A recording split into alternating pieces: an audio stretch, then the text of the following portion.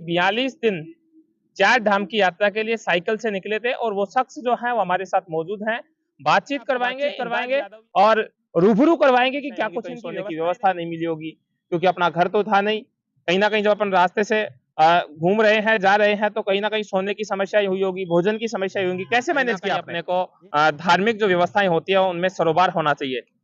वैसे वहाँ के लोग है ना, जैसे आप किसी भी होटल में चले गए ना, ढाबे में भी चले गए, एक तो ये भाई कि साहब आपको मेरे को लगा कि धार्मिक आस्था तो खैर हर व्यक्ति के जिहान में होती है, कहीं ना कहीं किन्हीं के कम होती है तो किन्हीं के अधिक होती है। लेकिन ये जुनून आप में से कहाँ आया, कहाँ से सोचा, किन लोगों से प्रेरित हुए कि और एक साइकिल उठा के 2000 किलोमीटर की दूरी साइकिल से तय करना एक बड़ी बात मैं मानता हूँ। क्या कहना चाहेंगे? वो तो देखो, मैंने एक बहुत बार बड़ा बहुत इनका योगदान है। और दूसरी बात, आप आरएसएस से जुड़े हुए भी हैं। जी क्या कहना चाहेंगे? कैसा महसूस आपने? बहुत बढ़िया महसूस हुआ। ऐसी जैसे लोग वो अच्छी करते हैं ना, तो मनोकामना क्या है की, क्षेत्र की सहित अपने परिवार के लिए अमन चैन की कामना की। कौन कौन से बादाम थे शायद? सबसे पहले मैं यमुनोत्री गया, उसके बाद गंगोत्री गया। नमस्कार दर्शकों, आप देख रहे हैं पाउटा एक्सप्रेस। कहते हैं कि जब कुछ कर गुजरने का जुनून होता है तो रास्ते व समस्याएं अपने आप समाधान में हो जाती हैं। ऐसा ही कुछ एक शख्सियत आज हमारे साथ मौजूद है, जिन्होंने कहीं ना कहीं 42 दिन चार धाम की यात्रा के लिए साइकिल से निकले थे और वो शख्स जो है वो हमारे साथ मौजूद हैं। बातचीत करवाएंगे। इंद्राज यादव ये है, इनका परिचय मैं आपको बता दे रहा हूँ। इंद्राज यादव है खेलना से, जो कहीं ना कहीं किन लोगों से प्रेरित होकर इन्होंने जो है 42 दिन में चार धाम की यात्रा संपन्न की है।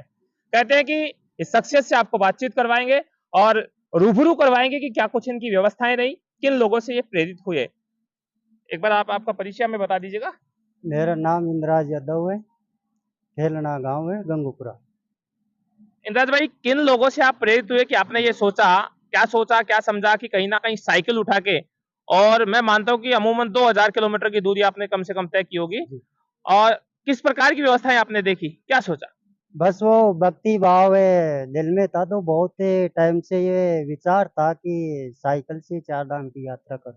कितने तारीख को आप यहाँ से रवाना हुए थे, कितने तारीख को लौट गए? मैं 3 तारीख को यहाँ से रवाना हुआ था, और आज ही मैं 3 जुलाई को या 3 जून को? 3 जून। 3 जून को आप तीन यहाँ से जून रवाना हुए। जी। भाई जी, साइकिल चलाने के दौरान कहीं ना कहीं अनेकों परेशानियों का आपको सामना करना पड़ा होगा। रात्रि का स्टे को लेकर मैं बात करूं तो अनेकों समस्याएं होंगी, कहीं सोने की व्यवस्था नहीं मिली होगी, क्योंकि अपना घर तो था नहीं। कहीं ना कहीं जब अपन रास्ते से घूम रहे हैं, जा रहे हैं, तो कहीं ना कहीं सोने की समस्या हुई होगी, भोजन की समस्या हुई होगी। कैसे मैनेज किया आपने? जी, समस्या तो बहुत होती है। जब आप पहाड़ों में साइकिल से सफर करोगे ना, तो समस्या तो आती है, लेकिन इतना कोई खास समस्या भी नहीं थी। मैं तो जैसे जंगल में समस्या आती थी। बहुत से जंगल ऐसे हैं जहाँ पे 20-20 किलोमीटर में कोई पानी वानी की व्यवस्था नहीं है, तो आपके पास जितना है उससे ही काम चलाना पड़ेगा। दूसरी बात रहने की, तो रहने की हमारे पास कैंपिंग टेंट था, और हम देखते थे भाई कैंपिंग टेंट यहाँ सुरक्षित है तो कैंपिंग टेंट लगा लेते थे, नहीं तो फिर होटल भी लेना पड़ता था। जी। कितने लोग थे? आप अकेले थे और भी साथ थे आपके? एक था मेरे साथ, जो हम 8-10 दिन साथ चले थे, फिर उसके बाद उसका रूट अलग हो गया था, मेरा अलग हो गया। चार धाम की आपने यात्रा की, क्या व्यवस्थाएं देखी, क्या कहना चाहेंगे स्थानीय लोगों को, दर्शकों को, कि किस प्रकार से धार्मिक आस्था प्रकट करके कहीं ना कहीं अपने को धार्मिक जो व्यवस्थाएं होती है उनमें सरोबार होना चाहिए।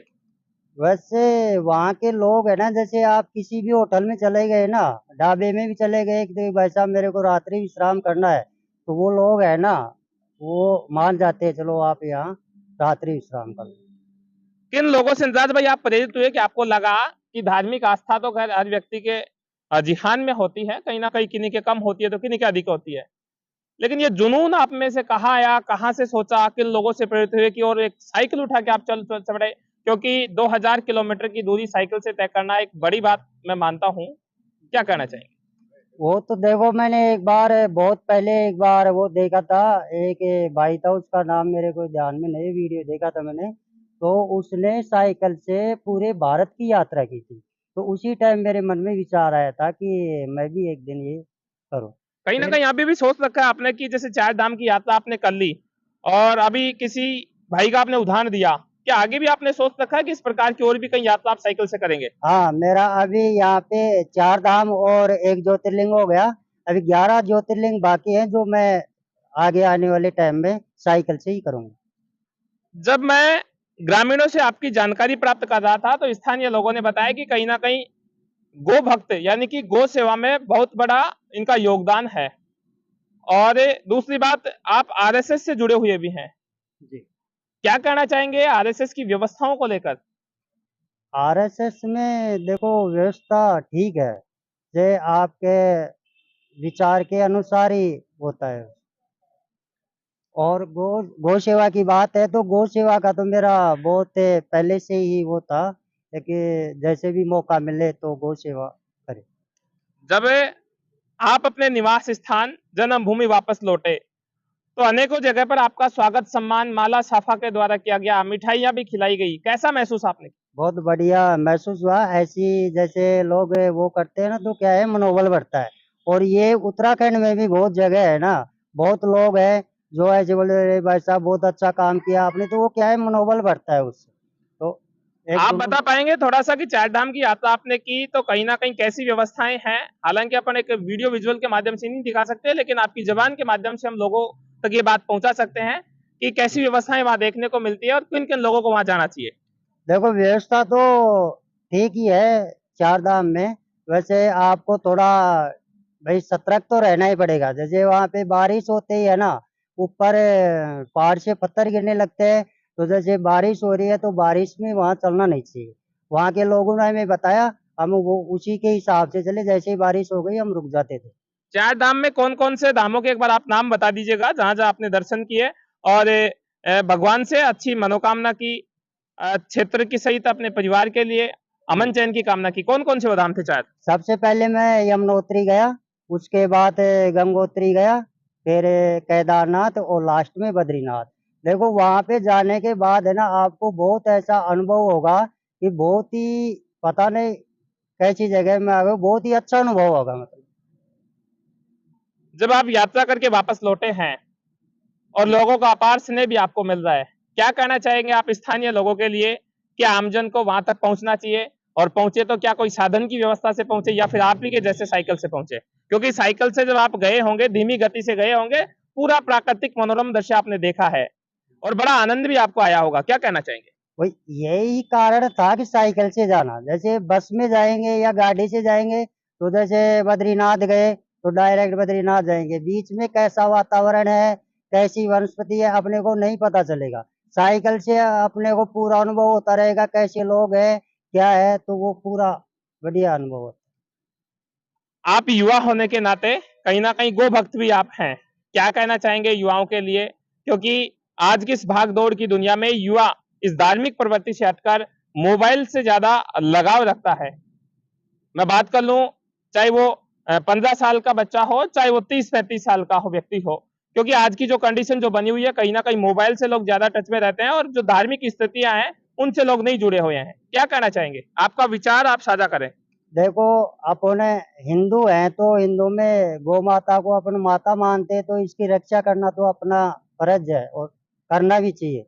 और रही बात धर्म की, तो धर्म के प्रति तो आदमी को सतर्क रहना ही। बहुत बहुत धन्यवाद। ये थे हमारे साथ इंद्राज यादव, जिन्होंने 42 दिन में उत्तराखंड के 4 धामों की यात्रा की है और लोगों को ये मैसेज भी दिया है कि जब कुछ कर गुजरने का और जब जुनून होता है तो रास्ते जो हैं वो अपने आप सुगम हो जाते हैं। मैं जितेंद्र प्रजापति, आप देख रहे हैं पावटा एक्सप्रेस। जय हिंद, जय भारत। SPM इलेक्ट्रिकल्स पावटा कस्बे के बीचों बीच पुराना रोड पंचायत भवन के सामने एक इलेक्ट्रिकल्स की दुकान है, जहां सभी प्रकार की लाइट फिटिंग का सामान, फैंसी लाइटें, घरेलू बिजली का सामान उचित रेट पर मिलता है। एक बार सेवा का मौका अवश्य दे। प्रोपराइटर विनोद कुमार गर्ग, शुभम गर्ग, बागाबास ईरान वाले।